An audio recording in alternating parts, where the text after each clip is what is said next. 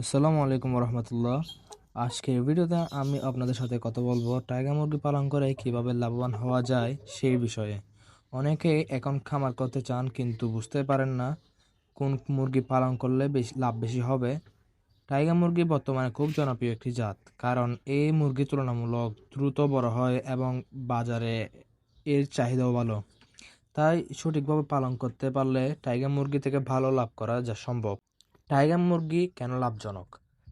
প্রথমেই বলি, টাইগার মুরগি পালনের সবচেয়ে বড় সুবিধা হলো এরা দ্রুত বৃদ্ধি পায়।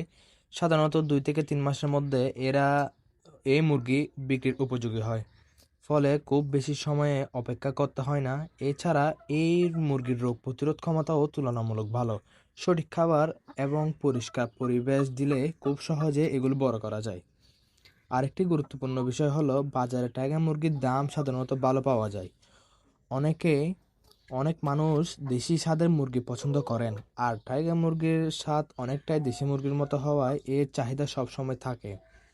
সঠিক বাচ্চা নির্বাচন করা, এটা কিন্তু একটা মেন পয়েন্ট। লাভবান হওয়ার জন্য প্রথমে ভালো মানের বাচ্চা নির্বাচন করা খুব গুরুত্বপূর্ণ। চেষ্টা করবেন বিশ্বস্ত হ্যাচারি বা নির্ভরযোগ্য জায়গা থেকে বাচ্চা কিনতে। বাচ্চা যেন সুস্থ, চঞ্চল এবং চোখ উজ্জ্বল থাকে সেটাও লক্ষ্য করতে হবে।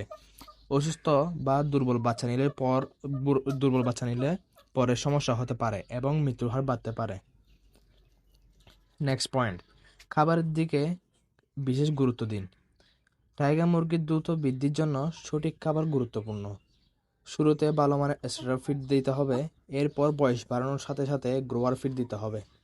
চাইলে ফিডের সাথে ভুট্টা, চালের গুঁড়া ইত্যাদিও মিশিয়ে দিতে পারেন, তবে সব সময় পরিষ্কার পানি দিতে হবে। পানি পরিষ্কার না হলে অনেক সময় মুরগি অসুস্থ হয়ে যায়। খামার পরিষ্কার রাখতে হবে অবশ্যই। মুরগি পালনের আরেকটি গুরুত্বপূর্ণ বিষয় হলো খামারের পরিষ্কার পরিচ্ছন্নতা। খামার নোংরা হলে খুব সহজে রোগ ছড়িয়ে পড়ে। সেই জন্য নিয়মিত খামারটা পরিষ্কার করতে হবে এবং শুকনো রাখতে হবে। এছাড়া মুরগি থাকার জায়গায় যেন পর্যাপ্ত বাতাস ঢোকে, মানে মুরগি যে জায়গাটা থাকে সেখানে যেন পর্যাপ্ত বাতাস চলাচল করতে হবে।